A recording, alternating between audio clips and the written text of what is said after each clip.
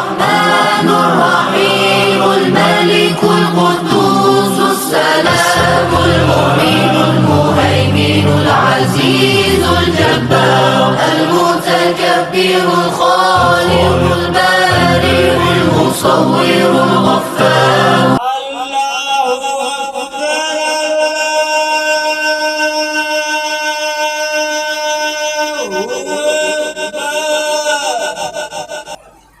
إن الحمد لله نحمده ونستعينه ونستغفره ونعوذ بالله من شرور أنفسنا ومن سيئات أعمالنا من يهده الله فلا مضل له ومن يضلله فلا هادي له وأشهد أن لا إله إلا الله وأن محمدا عبده ورسوله.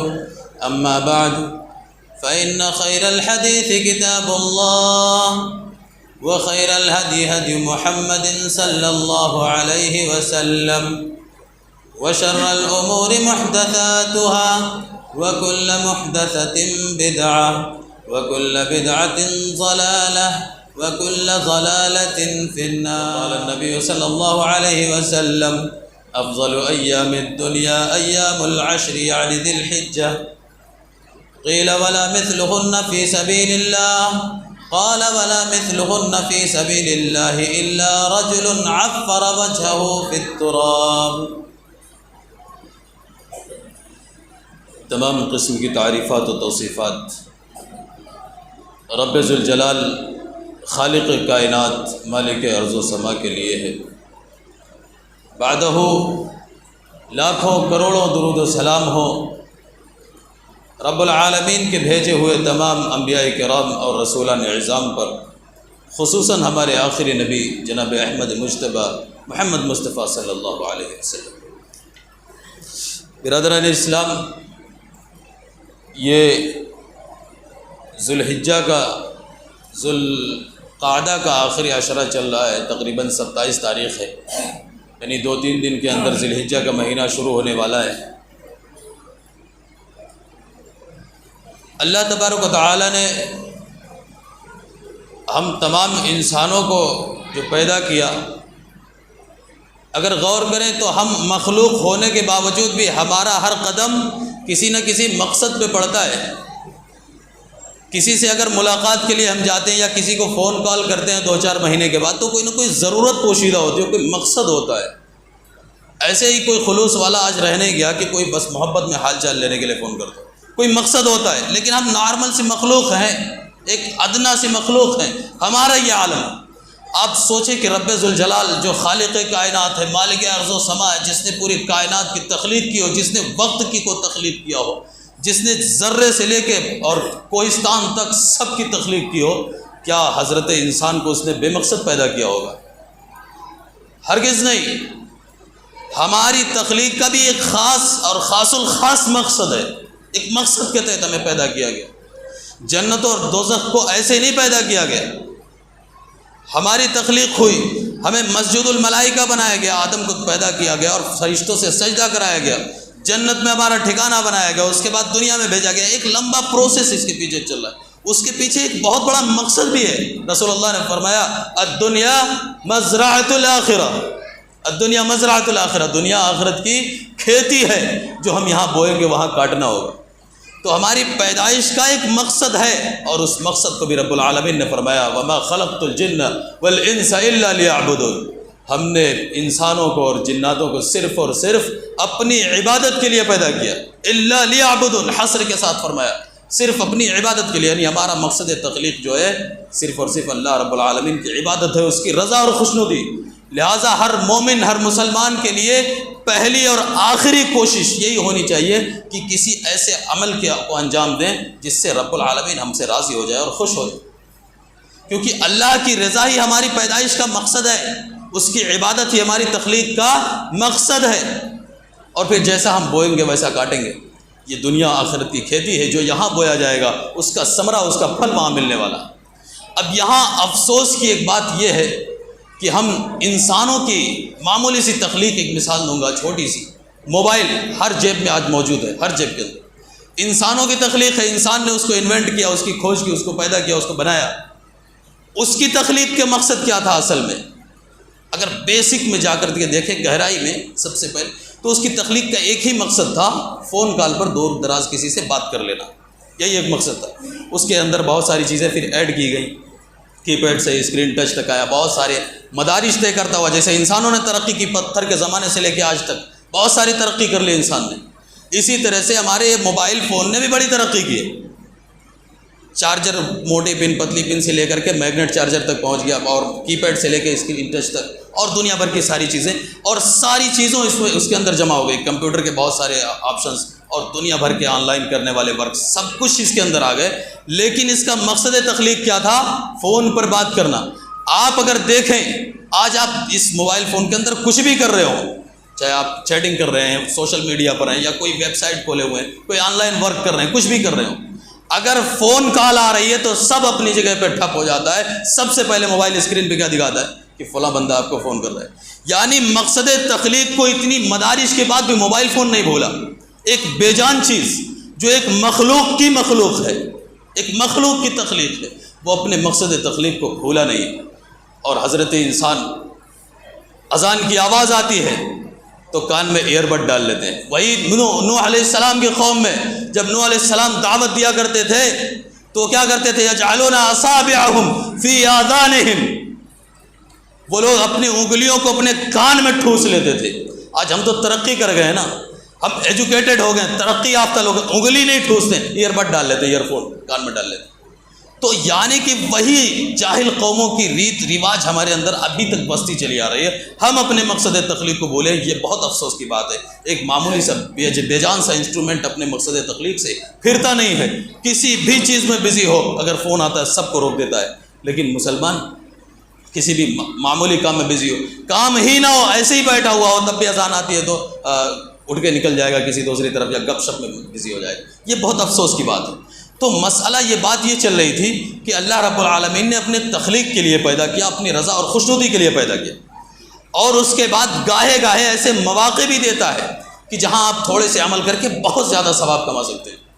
جیسے ابھی آپ اس مثال سے آپ سمجھ سکتے ہیں کہ کمپنیاں کبھی کبھی گاہے گاہے دیتی ہیں نا، اپ ٹو 50% آف، ایک بڑھیا آفر آ رہا ہے، 50% لیس، 50% ڈسکاؤنٹ، تو بغیر ضرورت کے بھی پبلک ٹوٹ پڑتی ہے، چاہے مجھے وہ چیز نہیں لینی ہے، لیکن یار 5000 کی چیز 2000 2500 میں ملنے، چلو لے لیتے ہیں، ٹوٹ پڑتا ہے آدمی۔ بالکل اسی طرح سے نیکیوں کے کمانے کے لیے بھی اللہ تعالیٰ گاہے گاہے آفر دیتا رہتا ہے، کوئی ایسے مواقع دیتا ہے اور پکارتا ہے، ہم تو مائل بکرم ہیں، کوئی سائل ہی نہیں، ہم تو مائل بکرم ہیں، کوئی سائل ہی نہیں، راہ دکھلائیں کسے رہروے منزل ہی نہیں، ہم میں منزل کی تلاش کی جستجو ہے ہی نہیں۔ جب علامہ اقبال نے لکھا نا شکوہ اور جواب شکوہ، تو اس میں انہوں نے لکھا تھا کہ ہم تو مائل بکرم ہیں، کوئی سائل ہی نہیں، راہ دکھلائیں کسے رہروے منزل بھی نہیں۔ اور اسی طرح سے جلوہ طور تو موجود ہے، موسیٰ ہی نہیں، وہ طور کا پہاڑ آج بھی موجود ہے، لیکن موسیٰ جیسا کلیم اللہ ہمارے اندر پیدا نہیں ہو رہا ہے آج۔ سب سے بڑا مسئلہ یہ ہے۔ تو بات یہ ہے کہ گاہے گاہے جو مواقع آتے ہیں زیادہ نیکیاں کمانے کے، جو آفر چلتے ہیں، ان میں سے ایک موقع عشرہ ذی الحجہ کا بھی ہے۔ ذی الحجہ کے جو ابتدائی 10 دن ہیں، وہ ایک بہت بہترین آفر ہے، سمجھ لو، نیکیاں کمانے کا، جس میں آپ تھوڑی سی محنت کر کے بہت زیادہ نیکیاں کما سکتے ہیں۔ اور یہ وہ مواقع ہیں جس میں ہمارے اسلاف یا صحابہ کرام رضوان اللہ علیہم اجمعین کمر بستہ ہو جایا کرتے تھے، اور اتنی نیکیاں کرتے تھے کہ دوسرے لوگ رشک کرتے تھے کہ کاش اس طرح کا عمل ہم بھی کر سکتے۔ ہمیں تو فرق نہیں پڑتا، رمضان آ کے چلا جاتا ہے، آج فرق نہیں پڑتا ہے لوگوں کو۔ جبکہ ایک زمانے تک یہ تھا کہ چلو فتنہ کتنا بھی رہا ہو، لیکن رمضان کے وقت ٹی وی پہ پردے پڑ جاتے تھے، ٹیلی ویژن پہ پردہ ڈال دیتے تھے، چلو رمضان کا مہینہ آ گیا، بہت ساری گناہوں سے بچ جاتے تھے لوگ، روزہ رکھنے لگتے تھے۔ آج یہ فتنہ اتنا بڑھ چکا ہے کہ رمضان کا مہینہ آتا ہے اور چلا جاتا ہے، ہمیں احساس نہیں ہوتا۔ یہ فتنہ ہے بہت بڑا، اور یہ قیامت کی نشانی بھی ہے۔ لوگوں کے دلوں سے ایمان اس طرح سے نکل رہا ہے جیسے آٹے سے بال کھینچ لیا جائے، پتہ نہ چل پائے۔ یہ قیامت کی ایک بہت بڑی نشانی ہے۔ تو مسلمانوں، یہ نیکی کمانے کا بہترین موقع آتا رہا ہے۔ 2-3 دن کے اندر چاند نکلنے والا ہے بقرہ عید کا، یعنی عید الاضحیٰ کا، اور وہی اسی دن سے لے کر کے عشرہ ذی الحجہ، 10 ذی الحجہ تک، جب تک قربانی کے دن تک، یہ دن ہمارے لیے نیکی کمانے کا ایک بہترین آفر ہے۔ والذین جاہدوا فینا لنہدینہم سبلنا، جو شخص ہمارے راستے میں محنت کرتا ہے، کوشش کرتا ہے، اللہ تعالیٰ کا وعدہ ہے لَنَهْدِيَنَّهُمْ سُبُلَنَا، تو ہم اسے اپنا راستہ دکھا ہی دیتے ہیں۔ اور ان 10 دنوں کی فضیلت کے بارے میں اگر دیکھیں تو صرف چھوٹی سی ایک آیت ہی کافی ہے اس پورے 10 دن کی فضیلت کے لیے۔ اللہ رب العالمین کا فرمان وَالْفَجْرِ وَلَيَالٍ عَشْرٍ، قسم ہے فجر کی اور 10 راتوں کی۔ ان 10 راتوں کی قسم کھانے والا وہ شہنشاہ، وہ رب ذوالجلال قسم کھا رہا ہے۔ اس سے آپ اندازہ لگائیں ان 10 دنوں کی کیا عظمت ہو سکتی ہے جنہیں لفظوں میں بیان نہیں کیا جا سکتا۔ ظاہر ہے رب العالمین کی جو عظمت ہے اس کو ہی ہم محسوس نہیں کر سکتے، اس کو بیان نہیں کر سکتے، اور وہ عظیم رب اگر کسی چیز کی قسم کھا لے تو اس کی عظمت اپنی جگہ مسلم ہو ہی جاتی ہے۔ اس کے علاوہ اگر احادیث کے اندر آپ نگاہ ڈالیں، احادیث کے اندر نظر ڈالیں تو محمد رسول اللہ صلی اللہ علیہ وسلم کے بے شمار الفاظ، بے شمار حدیثیں ایسی مل جائیں گی جو ان 10 دنوں کی فضیلت میں بہت ہی ٹھوس الفاظ کے ساتھ، واضح الفاظ کے ساتھ بیان ہے۔ جیسے کہ حضرت جابر بن عبداللہ رضی اللہ عنہ کی روایت ہے کہ افضل ایام الدنیا ایام العشر، یعنی 10 ذی الحجہ۔ رسول اللہ فرماتے ہیں کہ دنیا کے سب سے بہترین عمل میں، ایام میں سے سب سے بہترین، سب سے افضل دنوں میں سے یہ 10 دن ہیں، یعنی ایام العشر، 10 ذی الحجہ، یہ ذی الحجہ کے جو 10 دن ہیں یہ سب سے بہترین، پورے دنیا میں جتنے دن ہوتے ہیں سب سے بہترین 10 دن ہیں۔ قیل ولا مثلہن فی سبیل اللہ، تو صحابہ نے سوال کیا رسول اللہ کے راستے میں جہاد کے لیے کوئی مومن نکلا ہوا ہو، اس میں 2-4-10 دن لگا دیتا ہو تو وہ 10 دن بھی اس 10 دن کے برابر نہیں ہیں۔ رسول نے کہا ولا مثلہن فی سبیل اللہ الا رجل عفر وجہہ فی التراب، کہا کہ اللہ کے راستے میں لگائے ہوئے وہ دن بھی اس کے برابر نہیں ہو سکتے، الا یہ کہ کوئی ایسا شخص ہو جس نے اپنی جان کی بازی لگا دی ہو، عفر وجہہ فی التراب، جس نے اپنے خاک و خون میں لت پت کر لیا ہو اپنے آپ کو، جس نے اپنی جان نہ بچائی ہو، جان تک گنوا دی ہو، وہی صرف ہو سکتا ہے ان 10 دنوں سے افضل، اور کوئی اس 10 دن سے افضل نہیں ہو سکتا۔ اب آپ کمپریزن کر کے دیکھیں کہ ایک بندہ اللہ کے راستے میں سر بکف ہو کر کے نکلتا ہو، جان ہتھیلی میں لے کر نکلتا ہو اعلاء کلمت اللہ کے لیے، اور اپنے سر دھڑ کی بازی لگا کر کے آتا ہو، اس کا جو مقام و مرتبہ ہے وہ مقام و مرتبہ گھر میں بیٹھ کر کے ایک بندہ 10 دنوں تک عبادت کر لے، زیادہ سے زیادہ نیک عمل کرے، تسبیح و تحلیل میں گزار دے، اس طرح کا مرتبہ مل رہا ہے۔ اب اس سے بہترین کون سا آفر چاہیے، اس سے بہترین کون سا موقع چاہیے؟ اس کے لیے تو ہمیں دوڑ پڑنا چاہیے۔ وَسَارِعُوا إِلَىٰ مَغْفِرَةٍ مِّن رَّبِّكُمْ، یہ مومن کی شان ہے کہ جب کوئی خیر کی چیز ملتی ہے تو دوڑ پڑتا ہے، لپک پڑتا ہے، مومن کی شان ہے۔ اور اگر ہمارے دل نرم نہیں ہوتے ہیں، اگر احادیث اور آیات قرآنیہ سن کر کے ہمارے دل میں جذبہ اطاعت پیدا نہیں ہوتا ہے تو معاف کیجئے گا، ہمیں اپنے ایمان کا جائزہ لینا چاہیے، کچھ بچا ہے کہ نہیں بچا، یہ دیکھنے کی ضرورت ہے کہ آیتیں پڑھی جاتی ہوں، حدیثیں پڑھی جاتی ہوں، تفسیریں بیان کی جاتی ہوں، تشریحات بیان کیے جاتے ہوں، اور اس کے بعد ایک کان سے اندر جائے بات اور دوسرے کان سے نکل جائے، تو ہمیں اپنے ایمان کا ایسے وقت میں جائزہ لینا چاہیے۔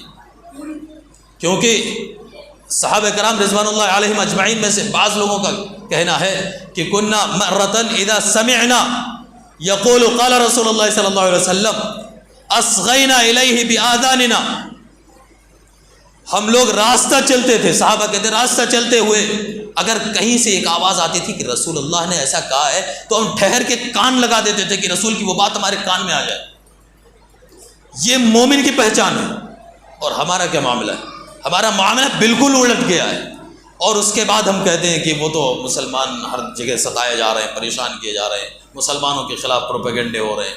ہم میں ایمان بچا ہی نہیں ہے، وہ جذبہ ایمانی ہے ہی نہیں کہ آسمان سے مدد آ سکے ہمارے اوپر، وہ جذبہ نہیں ہے کہ آج ابابیلوں کا لشکر بھیجا جائے آپ کی حفاظت کے لیے، وہ جذبہ آج باقی نہیں ہے، وہ ایمان باقی نہیں ہے، وہ عمل نہیں ہے، وہ خلوص نہیں ہے، وہ للہیت نہیں ہے، وہ چیز ہے ہی نہیں۔ کہتے ہیں فضائے بدر پیدا کر، فرشتے تیری نصرت کو اتر سکتے ہیں گردوں سے قطار اندر قطار۔ ہمیں وہ جذبہ، وہ ایمانی، وہ قوت، وہ طاقت، وہ شجاعت پیدا کرنی پڑے گی، تب جا کر کے ہمارے لیے مدد، نصرت آسمانی تب جا کر کے نازل ہوتی ہے، ایسے نہیں ہوتا ہے۔ یہ شہادت گہے الفت میں قدم رکھنا ہے، یہ شہادت گہے الفت میں قدم رکھنا ہے۔ لوگ آسان سمجھتے ہیں مسلمان ہونا، یہ آسان کام نہیں ہے۔ ناک میں جیسے نکیل ڈال دی جائے کسی جانور کے، کہتے نہیں کہ یہ جانور بہت سرفرا ہو گیا، اس کو ناچ دیا جائے، نکیل ڈال دی جائے تو اس سے کیا ہوتا ہے؟ مالک کے بالکل قابو میں ہو جاتا ہے. جب مالک چاہتا ہے تو اٹھاتا ہے, جہاں چاہتا ہے بیٹھا دیتا ہے, جب چاہتا ہے روک لیتا ہے. بالکل مسلمان ہونے کا یہی مطلب ہے کہ آپ کے ناک میں ایک نکیل ڈال دی گئی, جس کی ایک باغ ڈور جو ہے یہ کتاب اللہ اور سنت رسول کی طرف ہے, جس کی باغ ڈور اللہ اور رسول کے ہاتھوں میں ہے. وہ جہاں چاہیں گے ہمیں کھڑا کریں گے, جہاں چاہیں گے وہاں بیٹھائیں گے. جس طرح کا ان کا فرمان ہوگا اس سے ہٹ کر کے مومن کا کوئی بھی لائحہ عمل ہو ہی نہیں سکتا. تب تو جا کر کے ایک بندہ مومن ہے, نہیں تو کچھ بھی نہیں. پھر یہ خطبات کسی کام کے نہیں, پھر یہ تقریریں, یہ قرآن کے مصاحف, یہ تفسیریں, یہ تشریحات, یہ احادیث کسی کام کے نہیں ہیں اگر ہم سن کر کے اس پہ عمل نہ کر سکیں. اگر ہمارے دلوں کے اندر وہ باتیں اثر نہ کرتی ہوں تو پھر کوئی تقریر, کوئی واعظ, کوئی نصیحت, کوئی جلسہ کسی کا بھی کام کا نہیں ہو سکتا. کیونکہ ہمیں ہدایت کی دعا بھی مانگنی چاہیے کہ باتیں اثر بھی کریں. صرف سن لینا کمال نہیں ہے, اس پہ عمل ہونا چاہیے. کہتے ہیں عمل سے زندگی بنتی ہے, جنت بھی جہنم بھی. یہ خاکی اپنی فطرت میں نہ نوری ہے نہ ناری. تو بات یہ چل رہی تھی کہ افضل ایام الدنیا, سب سے بہترین عمل جو ہے پوری دنیا کے اندر, سب سے بہترین دن جو ہے وہ یہ ذی الحجہ کے 10 دن. اسی طرح سے ایک اور روایت میں عبداللہ بن عباس رضی اللہ عنہ کی روایت ہے, جس میں مسند احمد نے اپنے مسند میں ذکر کیا ہے, امام احمد نے, اور اسی معنی کی حدیث امام بخاری نے بھی ذکر کی ہے. وہ حدیث ہے کہ ما من ایام العمل الصالح احب الیہ من هذه الايام یعنی ایام العشر, کہ کوئی بھی ایسا دن نہیں ہے. ما من ایام العمل الصالح احب الی اللہ من هذه الايام یعنی ایام العشر. کوئی بھی دن ایسا نہیں ہے جس میں نیک عمل اللہ تعالیٰ کو اس دن کے عمل سے زیادہ پسند ہو. کسی اور دن میں آپ کوئی بھی نیک عمل کرتے ہیں, وہ اللہ کے نزدیک جتنا پسند ہے اس سے زیادہ پسند اس دن میں کیا جانے والا عمل, ان 10 دنوں میں. یہ بخاری کی روایت ہے, مسند احمد کی روایت ہے. وہاں بھی صحابہ نے سوال کیا, کہا کہ ولا الجہاد فی سبیل اللہ, کیا اللہ تعالیٰ کے راستے میں جہاد بھی اس سے افضل نہیں ہے؟ کہا ولا الجہاد فی سبیل اللہ الا رجل خرج بنفسہ ومالہ ثم لم یرجع من ذلک بشیء, سوائے اس شخص کے جو اپنا مال اور اپنی جان لے کر کے اللہ کے راستے میں نکلے اور نہ مال بچا کے لائے اور نہ جان بچا کے لے گئے. وہی شخص ہو سکتا ہے جو اس ایام کے عمل سے زیادہ ثواب کما سکتا ہو. وہ وہی شخص ہو سکتا ہے جو مال بھی اللہ کے راستے میں لٹا دے اور جان بھی لٹا دے. اس کے علاوہ کوئی بھی عمل ان دنوں کے عمل سے آگے ہو ہی نہیں سکتا. آپ سوچیں کتنا بہترین موقع ہمارے سامنے ہے, اور یہی ایک ہی موقع ہے. یہ سوچ کے چلیں کہ اگلا موقع ہو سکتا ہے نہ ملے, کیونکہ اموات کتنی شرح بڑھتی چلی جا رہی ہے. ایسے ایسے مرض لانچ ہو رہے ہیں, روز ایسی مرض مارکیٹ میں آ رہے ہیں جس کا نام نہ آپ نے کبھی نہیں سنا ہوگا. ایسے ایسے حادثے ہوتے ہیں کہ روح لرز جائے. ابھی ٹرین حادثہ ہوا, کتنی جانیں چلی گئیں اس میں, اور دنیا بھر کے کتنے حادثات ہوتے ہیں. اس کے علاوہ سروے بتاتا ہے کہ تقریباً 10 لاکھ ایسے لوگ ہیں جو بغیر کسی مرض کے رات کو سوتے ہیں اور صبح بستر سے اٹھ نہیں پاتے ہیں. تقریباً 10 لاکھ ایسے لوگ. آپ سوچیں 10 لاکھ ایسے لوگ جو بغیر کسی مرض کے تندرست و توانا رات کو اپنے بیڈ پہ سو رہے ہیں آرام سے, لیکن صبح اذان ہوتی ہے تو وہ اٹھ نہیں پاتے, روح قبض کر لی جاتی. تو کیا یہ ہو سکتا ہے کہ اگلے سال بھی میں زندہ رہوں؟ کوئی گارنٹی لے سکتا ہے کہ اگلے سال میں عمل کروں گا, آئندہ رمضان میں عمل کروں گا, یا آئندہ ذی الحجہ میں عمل کر لوں گا؟ کچھ بھی نہیں ہو سکتا.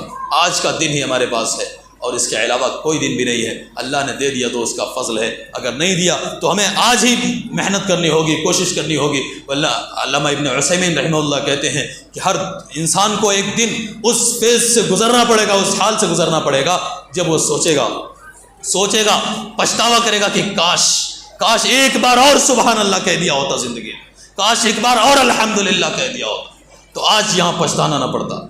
تو مسلمانوں, ابھی جو زندگی ہے, جو موت سے قبل جو زندگی ہے, اسے غنیمت جانو. اور یہ ایک بہترین موقع بھی ہمارے سامنے رکھا ہوا ہے, اس کو غنیمت جانتے ہوئے بہترین اعمال, زیادہ سے زیادہ اعمال ہمیں کرنا چاہیے, زیادہ سے زیادہ. کیونکہ العمل الصالح کا لفظ آیا, کوئی اسپیسیفک خاص عمل نہیں. العمل الصالح, نیک عمل اللہ تعالیٰ کو سب سے زیادہ پسند ہے ان دنوں میں. تو کوئی سا بھی نیک عمل ہو سکتا ہے. آپ صدقہ کریں, نماز پڑھیں, نفلی نمازیں پڑھیں, تہجد کا اہتمام کر سکتے ہیں, جتنا بھی ہو سکے صدقات کر سکتے ہیں, خیر کی باتیں لوگوں تک پہنچا سکتے ہیں, یہاں تک کہ راستے سے کنکر پتھر بھی ہٹا دینا یہ بھی صدقہ ہے, تو اس سے بھی بہترین اجر ہے. کسی سے مسکرا کے مل لینا صدقہ ہے, کسی کے جھگڑے کو صلح کر دینا یہ بھی صدقہ ہے. تو کتنے بھی خیر کے اعمال ہیں سب کو انجام دینا چاہیے. صدق گوئی ہو, فسق و فجور سے بچنا ہو اپنے آپ کو، یہ سارے اعمال سب عمل الصالح کے ذکر اس ضمن میں آتے ہیں۔ اس کے علاوہ سب سے آسان چیز ہے سبحان اللہ، الحمدللہ، لا الہ الا اللہ، اللہ اکبر، لا حول ولا قوت الا باللہ۔ یہ تسبیحات بالکل آسان سے سبحان اللہ سبحان اللہ، جہاں ماں بہن کی گالی اپنی زبان سے نکالتے ہیں، عام بول چال میں اگر سبحان اللہ، الحمدللہ، ماشاء اللہ، انشاءاللہ یہ الفاظ نکالنے لگے تو یہ ہماری ایک آئیڈینٹی بن جائیں گے، ہماری پہچان بن جائے گی۔ لوگ سمجھ پائیں گے کہ ہاں یہ مسلمان ہے، کیونکہ آج چہرے سے تو ہم پہچانے نہیں جاتے ہیں۔ چہرہ تو ہمارا اس لائق رہ نہیں گیا کہ دیکھ کے کوئی پہچان سکے کہ محمد رسول اللہ کا امتی ہے۔ ایسے تراشے گئے ہیں چہرے، ایسے بنا دیے گئے ہیں جیسے لگتا ہے کسی نجار، کسی بڑھئی نے تراش کے بنا دیا ہو۔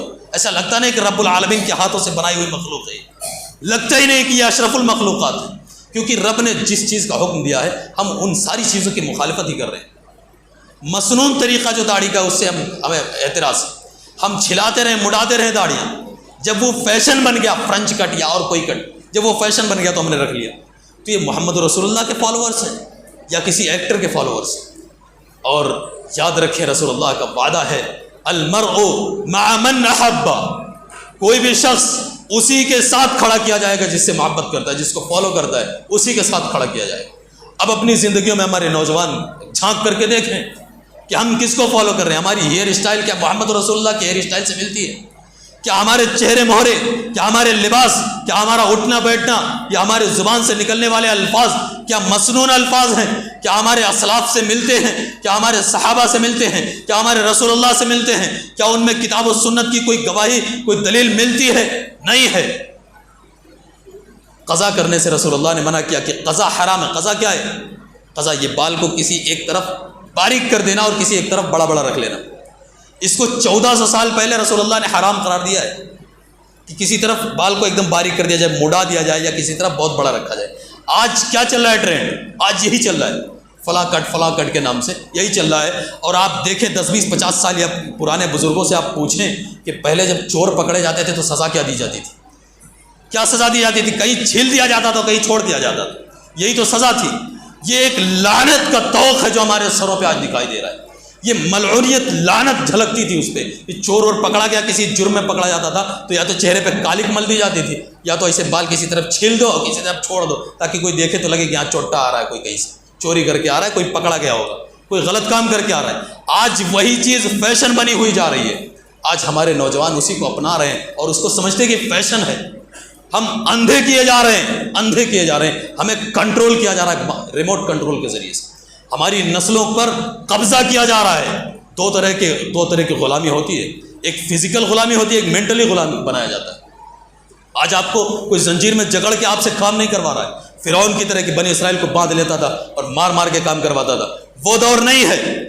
آج مینٹلی ہمیں غلام بنایا جا رہا ہے، ذہنی طور پر جنگ لڑی جا رہی ہے، اور ذہنی طور پر ہمیں اپنے سے دور کیا جا رہا ہے۔ ایک سروے میں بات آئی، عیسائیوں نے ایک سروے کیا تھا کہ دنیا کا سب سے بڑا مذہب، سب سے عظیم مذہب اسلام ہوا جا رہا ہے، کیونکہ سب سے زیادہ فالوورز عیسیٰ علیہ السلام کے ہیں، عیسائی۔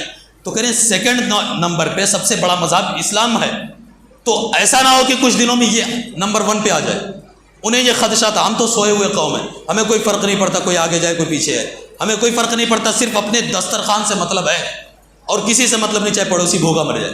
لیکن وہ لوگ متحرک لوگ ہیں، زمینی سطح پہ کام کرتے ہیں۔ تو انہوں نے سروے کیا کہ وقت تمام ہوا جا رہا ہے، تو انہوں نے سروے کیا کہ یہ مسلمان زیادہ تعداد میں بڑھتے جا رہے ہیں۔ تو ان میں جو بڑا پادری تھا، اس نے کہا آپ یہ بتاؤ کہ مسلمانوں کی جو نئی نسلیں ہیں، یہ جو نئے نونہال بچے نکل رہے ہیں، یہ زیادہ مدارس اسلامیہ کی طرف جا رہے ہیں کہ کانوینٹ کی طرف، کالجز کی طرف جا رہے ہیں؟ کہا کہ مدارس کی طرف تو نہیں جا رہے ہیں، سب کالج ہی کی طرف بھاگ رہے ہیں۔ تو کہا پھر گھبرانے کی ضرورت نہیں ہے، ان کے نام مسلمانوں کے ہو سکتے ہیں، ان کے چہرے مسلمانوں کے ہو سکتے ہیں، ان کے لباس مسلمانوں کے ہو سکتے ہیں، لیکن وہ قوم ہماری ہی ہے، ہماری ہی قوم ہے، کیونکہ ہم نے ایسا سسٹم بنا کے رکھا ہے، اگر ادھر آئیں گے تو پھر جا نہیں پائیں گے پلٹ کے۔ تو اس لیے ہمیں اپنی نسلوں کی حفاظت کرنے کی بھی ضرورت ہے، اور ان دنوں میں زیادہ سے زیادہ نیک عمل کر کے اپنے دلوں کو صاف کرنے کی ضرورت ہے، کیونکہ نیک عمل جو ہے دل کے اندر کی برائیوں کو صاف کرتا ہے۔ کہتے ہیں نا کہ اگر کوئی بندہ کوئی گناہ کرتا ہے تو ایک نقطہ رکھ دیا جاتا ہے، سیاہ نقطہ، اور اس کے بعد رسول اللہ نے ایک حدیث میں فرمایا وَأَتْبِعِ السَّيِّئَةِ الْحَسَنَةَ تَمْحُهَا، کوئی برائی ہو جائے تو اس کے بعد بھلائی کرو، نیکی کرو، تمحوا، وہ نیکی جو ہے اس برائی کو مٹا دیتی ہے۔ مٹا دیتی ہے۔ تو اس لیے ان ایام کو غنیمت جانتے ہوئے مسلمانوں زیادہ سے زیادہ نیک عمل کرو تاکہ ہماری پہلے کی برائیاں بھی ختم ہو جائیں اور نام اعمال میں نیکیاں بھی ہوں۔ ایسا نہ ہو کہ اس آخرت میں جب سارے کسان اپنی اپنی دنیا میں بوئی ہوئی فصلیں کاٹ رہے ہوں اس وقت ہم پچھتا رہے ہوں کہ کاش ہم نے بھی کچھ بویا ہوتا، کاش ہم نے بھی کچھ اچھا بویا ہوتا تو اچھے پھل ہمیں مل رہے ہوتے۔ وہاں صرف پچھتاوا ہوگا، پھر وہاں سدھارنے کی کوئی گنجائش نہیں ہوگی، سدھار کرنے کا موقع نہیں ہوگا۔ ابھی غنیمت ہے، ابھی سدھر جاؤ، ابھی اپنے آپ کو سنبھال لو، ورنہ کل قیامت کے دن رسوا ہونا پڑے گا۔ کل قیامت کے دن وہ ایسا جاں موقع ہوگا کہ وہاں کوئی کسی کے کام نہیں آئے گا، کوئی کسی کے کام نہیں آئے گا، یہاں تک کہ وقت کے انبیاء بھی اپنی امتوں سے بھاگ رہے ہوں گے۔ وقت کے انبیاء جو جلیل القدر انبیاء گزرے ہیں، جو اپنے وقت کے اولو العزم پیغمبر ہیں، وہ بھی کہیں گے ہم سے زندگی میں کوئی نہ کوئی غلطی ہوئی ہے، ہم شفاعت نہیں کر پائیں گے، ہم کچھ نہیں کام آئیں گے۔ سارے انبیاء بھی اپنے اپنے دامن جھاڑ رہے ہوں گے۔ اس وقت ہمارے کام کون آئے گا؟ صرف اور صرف ہمارے اعمال کام آئیں گے۔ ان دنوں کے لیے کام کرنا چاہیے۔ تو یہ ایام عشر ذی الحجہ جو ہیں ان میں کوئی اسپیسیفک عمل خاص طور سے نہیں ہے، خاص طور سے کوئی عمل نہیں ہے۔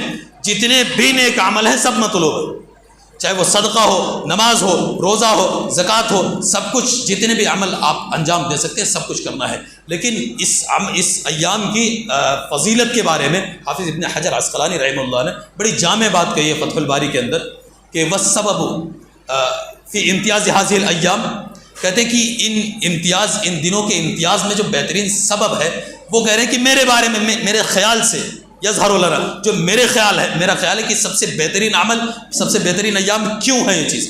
کیونکہ اس میں امہات عبادت جو ہے، امہات العبادت جو ہے وہ جمع کر دی جاتی ہے ان دنوں۔ آپ دیکھ لیں رمضان کے اندر آپ روزے رکھ سکتے ہیں، صدقات کر سکتے ہیں، لیکن حج نہیں کر سکتے۔ لیکن عشر ذی الحجہ میں آپ روزے بھی رکھ سکتے ہو، صدقہ بھی دے سکتے ہو، نماز بھی پڑھ سکتے ہو اور حج بھی کر سکتے ہو۔ یعنی دین کے تمام ستونوں کو ایک جگہ جمع کیا گیا ہے، اس لیے یہ ایام سب سے افضل ہیں، سب سے بہترین ہیں۔ اور ان ایام میں کیے جانے والے بہترین اعمال میں اگر دیکھیں تو سب سے بہترین عمل الحج والعمرہ، حج اور عمرہ سب سے بہترین عمل ہے۔ اللہ تعالی ہم سب کو توفیق دے کہ وہ دیار ہم دیکھ سکیں اور حج و عمرہ کے سعادت بھی حاصل کر سکیں، کیونکہ سب سے بہترین عمل وہ ہے۔ اور ہر مسلمان کے دل میں، اگر مسلمان ہے تو دل میں ایک ارمان، ایک خواہش رہتی ہے، ایک خواہش رہتی ہے کہ کاش اس لائق ہوں اور وہاں تک پہنچ سکے، چاہے وہ کتنا ہی غریب بھی ہو، چاہے کتنا بھی غریب گھر کا ہو، لیکن ایک خواہش رہتی ہے کہ کسی طرح اگر اتنا پیسہ ہوا، اتنا مال ہوا تو اللہ کے گھر کو ایک بار دیکھیں گے، طواف کر لیں گے، ایک بار حج کریں گے۔ تو اللہ تعالیٰ سے دعا ہے کہ الہ العالمین ہمیں بھی وہ دیار دکھائے، وہ نام اعمال میں ہمیں حج کے ثواب بھی لکھوانے کی توفیق مل سکے۔ اللہ تعالیٰ سب کو توفیق دے۔ تو کہتے ہیں عمرہ جو ہے اور حج یہ سب سے بہترین عمل ہے ان ایام کا، جیسا کہ حدیث ہے رسول صلی اللہ علیہ وسلم نے فرماتے ہیں رسول اللہ کہ العمرۃ الی العمرۃ کفارۃ لما بینہا والحج المبرور لیس لہ جزاء الا الجنہ۔ ایک عمرہ اگلے عمرہ تک کے درمیان کے اعمال جو اعمال سیئہ ہیں ان کے لیے کفارہ ہے، ان کے گناہوں کے لیے کفارہ ہے۔ والحج المبرور لیس لہ جزاء الا الجنہ، اور حج مبرور جو ہے اس کا کوئی بدلہ ہے ہی نہیں جنت کے علاوہ، جنت کے علاوہ کوئی بدلہ حج مبرور کا ہے ہی نہیں۔ اب اس سے بہترین عمل اور کیا چاہیے؟ تو ہر مسلمان کو ایک خواہش تو ہونی چاہیے کم سے کم کہ اگر ہو سکے تو ہم وہاں پہنچ سکے، اور ہو سکے تو جوانی میں پہنچ سکے، کیونکہ بڑھاپے میں جا کر کے اس طرح سے مزہ نہیں آتا ہے، وہ ارکان ادا نہیں ہو پاتے۔ تو یہ قطعی نہیں ہونا چاہیے کہ پیسہ ہے اس کے بعد بھی سوچیں کہ جب بڑھاپا آئے گا تو حج کر کے آئیں گے اور اس کے بعد پھر اللہ تعالیٰ اٹھا لے گا، مٹی سمیٹے گا تو چلے جائیں گے۔ جوانی میں کریں اگر عبادت تو اس میں زیادہ جان بھی ہوتی ہے، اور اللہ تعالیٰ کو جوانی کی عبادت پسند بھی بہت زیادہ ہے۔ تو سب سے بہترین عمل تو یہی ہو گئے۔ اس کے علاوہ نماز اللہ تعالیٰ کا بہترین عمل ہے، محبوب عمل ہے۔ یہ نماز ایسا عمل کہ اس کو دنیا میں فرض ہی نہیں کیا گیا، رسول اللہ کو بلایا گیا عرش پہ، معراج پہ بلا کر کے وہاں پر فرض کیا گیا۔ تو نماز کا اہتمام سالہ سال کرنا چاہیے ان دنوں میں، خاص طور سے نفلی نمازیں بھی ادا کرنی چاہیے، جیسا کہ حدیث کے اندر آتا ہے کہ رسول اللہ تبارک و تعالیٰ نے فرمایا من عاد علی ولی فقد آذنتہ بالحرب، جس نے میرے ولی کے ساتھ، میرے دوست کے ساتھ دشمنی کی میں اس کے لیے اعلان جنگ کرتا ہوں۔ اور آگے بیان کرتے ہوئے اللہ تعالیٰ فرماتا ہے کہ میرا بندہ مجھ سے تقرب حاصل کرنے کے لیے فرائض فرض نمازیں ادا کرتا ہے اور ساتھ ہی ساتھ نوافل کا اہتمام کرتا ہے، اور اتنی نفلیں، اتنی کثرت سے نفل ادا کرتا ہے کہ میں اس کا کان بن جاتا ہوں جس سے وہ سنتا ہے، میں اس کی آنکھ بن جاتا ہوں جس سے وہ دیکھتا ہے، میں اس کا ہاتھ بن جاتا ہوں جس سے وہ پکڑتا ہے، میں اس کے پیر بن جاتا ہوں جس سے وہ چلتا ہے۔ لہٰذا اللہ تعالیٰ تمام اعضاء و جوارح کو اپنے تابع بنا لیتا ہے، پھر اس سے کوئی گناہ نہ سنائی دیتا ہے، نہ گناہ کے کام وہ دیکھتا ہے، نہ گناہ کے کام کرتا ہے، نہ گناہ کی طرف چلتا ہے، یعنی تمام اعضاء و جوارح تابع ہو جاتے ہیں۔ یہ نماز کا خاصہ ہے، کیونکہ ان الصلاۃ تنہا عن الفحشاء والمنکر، اللہ تبارک و تعالیٰ کا یہ وعدہ ہے کہ نماز جو ہے یہ بے حیائی سے بھی روکتی ہے اور برائی سے بھی روکتی ہے، بے حیائی اور برائی سے روک دیتی ہے۔ آج یہ بھی ایک پیرامیٹر ہے، یہ بھی ایک پیرامیٹر ہے، آپ تولیں اپنے آپ کو کہ اگر ہم پانچوں وقت کی نماز پڑھتے ہیں پابندی کے ساتھ، اس کے بعد بھی ہماری زبان سے جھوٹ ہی نکلتا ہے، گالی ہی نکلتی ہے۔ نماز پڑھتے ہیں، کہتے ہیں وہ جھوٹ بولتا ہے تجارت میں رات دن، ماتھے پہ جس کے سجدے کا گہرا نشان ہے۔ اللہ کہہ رہا ہے نماز بے حیائی برائی سے روک رہی ہے، ہم نماز بھی پڑھ رہے ہوں اور برائیاں بھی کر رہے ہوں، تو پھر کیا اللہ کا وعدہ برحق نہیں ہے؟ کیا اس کے اندر کوئی شک ہے؟ ایسا نہیں ہو سکتا۔ پھر کیا ہے؟ یہ پیرامیٹر بتاتا ہے کہ ہمارے نماز کے اندر ہی کھوٹ ہے۔ ہو سکتا ہے کہ ہماری نماز ہمارے سر سے اوپر نہ جاتی ہو سکتا ہے کہ ہم سجدے میں سر تو مارتے ہیں لیکن اس کے اندر تاثیر نہیں ہے، ہمارے دل اور ہمارے سر دونوں ایک جگہ نہیں ہوتے ہیں، ہمارا دماغ کہیں اور ہوتا ہے، دل کہیں اور ہوتا ہے، اس کے اصلاح کی ضرورت ہے۔ اگر نماز پڑھنے کے باوجود بھی ہمارے اندر سے برائیاں کم نہیں ہو رہی ہیں تو ہمیں اپنے اعمال کی اصلاح کرنے کی ضرورت ہے، اپنے نماز کے اندر اور سدھار پیدا کرنے کی ضرورت ہے۔ وقت تقریباً تمام ہو رہا ہے، بقیہ قربانی وغیرہ کے جو مسائل ہوں گے انشاءاللہ آئندہ خطبے میں آپ سماعت کرتے رہیں گے۔ بہرحال ان ایام کے اندر عمل کیے جانے والے اعمال میں سے ایک چیز یہ بھی ہے کہ جو لوگ قربانی کا ارادہ رکھتے ہیں، یہ آداب اور فضائل میں سے سمجھ لیں کہ یہ آداب ہیں قربانی کے، کہ جو لوگ قربانی کا ارادہ رکھتے ہیں، جن کے اندر اتنی وسعت ہے، اتنی حیثیت ہے، اتنی استطاعت ہے، تو ان کو چاہیے کہ عید الاضحیٰ کا چاند نکلنے کے بعد بال یا ناخن وغیرہ نہ تراشیں، حجامت وغیرہ نہ بنوائیں۔ اس پہ رسول اللہ صلی اللہ علیہ وسلم کی حدیث سے ثابت ہے یہ چیز۔ متن اور وغیرہ پڑھنے کا وقت نہیں ہے، بالکل وقت تمام ہوا جا رہا ہے، بالکل مختصر میں بات اپنی سمیٹ رہا ہوں۔ تو یہ ایک چیز اس کا خیال رکھیں، اور ساتھ ہی ساتھ ان ایام کے اندر تسبیح و تحلیل اور خاص طور سے تکبیرات عیدین جو ہے تکبیر، ان کا اہتمام ان 10 دنوں میں رکھنا چاہیے، ان کا اہتمام اللہ اکبر لا الہ الا اللہ واللہ اکبر وللہ الحمد، یہ تکبیر زیادہ سے زیادہ کہنی چاہیے۔ عبداللہ ابن عمر یا عبداللہ ابن عباس وغیرہ کہتے ہیں کہ ہم لوگ بازار میں نکل جاتے تھے اور بلند آواز میں پڑھتے تھے تاکہ ہماری آواز سن کر کے دوسرے لوگوں کو یاد بھی آ جائے اور وہ بھی پڑھنے لگ جائیں۔ لہٰذا اس پہ بھی عمل کر سکتے ہیں کہ گھر پہ رہیں تو کبھی کبھی تیز آواز میں بھی یہ تکبیر پڑھیں تاکہ گھر کے دوسرے افراد کو بھی یاد آ جائے کہ یہ تکبیر پڑھنی ہے، اور وہ بھی پڑھیں گے تو ان کا بھی ثواب آپ کو بھی ملے گا، ان کو بھی ملے گا، بہت زیادہ ثواب بھی ہے اس میں، کیونکہ یہ الفاظ جو ہیں اللہ کو بہت محبوب، بہت پیارے ہیں، تو ان الفاظ کی ادائیگی کا اہتمام ہونا چاہیے۔ اس کے علاوہ سبحان اللہ، الحمدللہ، لا الہ الا اللہ، ان کی بھی بڑی فضیلت ہے۔ کہتے ہیں سبحان اللہ جو ہے وہ میزان کے نیکیوں کو بھر دیتا ہے، سبحان اللہ الحمدللہ دونوں الفاظ کہنے سے زمین اور آسمان کے برابر کی نیکیاں مل جاتی ہیں۔ تو اس طرح بہت ساری فضیلت والے اعمال ہیں، چھوٹے چھوٹے، کوئی بہت زیادہ ایکسٹرا انرجی نہیں لگانی ہے، سبحان اللہ الحمدللہ بہت آسان الفاظ ہیں اور بہت ہی زیادہ ثواب ہے جسے آپ امیجن نہیں کر سکتے، سوچ نہیں سکتے، زمین سے آسمان کا خلا بھر جاتا ہے، اتنے زیادہ اس کی نیکیاں ہیں۔ تو ان چیزوں کا خاص طور سے اہتمام کریں، اور عید الاضحیٰ قریب ہے، اللہ تبارک و تعالی ہمیں بہترین اور خالص نیت کے ساتھ قربانی کرنے کی توفیق عطا فرما۔ الہ العالمین ہم میں جو لوگ قربانیاں پیش کریں گے ان کی قربانیوں کو وہ خلوص پیدا کر کے انہیں قبول کر لیا جائے اور انہیں ذخیرہ آخرت بنا دے۔ الہ العالمین جو اغیار جو ہیں ہمارے لیے ہمیشہ ہمارے خاص طور سے تہواروں میں سازشیں کرتے ہیں، کچھ نہ کہیں ایسا سازش رچتے ہیں کہ انہیں کسی طرح سے روک دیا جائے، تہوار نہ منانے پائیں۔ اللہ تبارک و تعالیٰ ان کی سازشوں کو ناکام کر دے، ان کی سازشیں انہی کی طرف لوٹا دے۔ الہ العالمین ہماری امت کو، ان نوجوانوں کو، ان امت مسلمہ کو صحیح راستے کی طرف رہنمائی فرما، ان کی حفاظت فرما، فتنے کا دور ہے، ہمارے ایمان کی حفاظت فرما، آمین۔ بارک اللہ لنا ولکم فی القرآن العظیم ونفعنی وإیاکم بالآیات والذکر الحکیم، انہ تعالی جواد کریم ملک برؤوف۔